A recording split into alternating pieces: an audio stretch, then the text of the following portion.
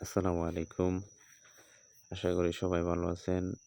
আমিও অনেক ভালো আছি আল্লাহর রহমতে। তো এটা আমার গাভী, এই গাভীটা নিয়ে আমি কিছু কথা বলবো। এই গাভীটা বাচ্চা দিছে আজকে ৩ দিনে। যে ওলানে অনেক চাক, প্রচুর পরিমাণে চাক।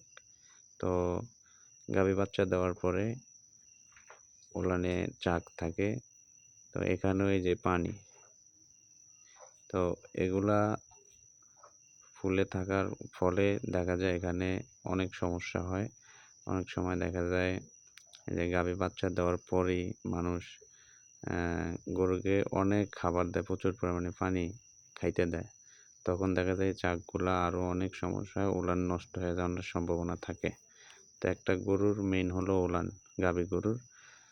তো গাভী গরুকে বাচ্চা দেওয়ার পরে বেশি খাবার দেওয়া যাবে না, আর পানিও বেশি দেওয়া যাবে না, কম দিতে হবে আর কি।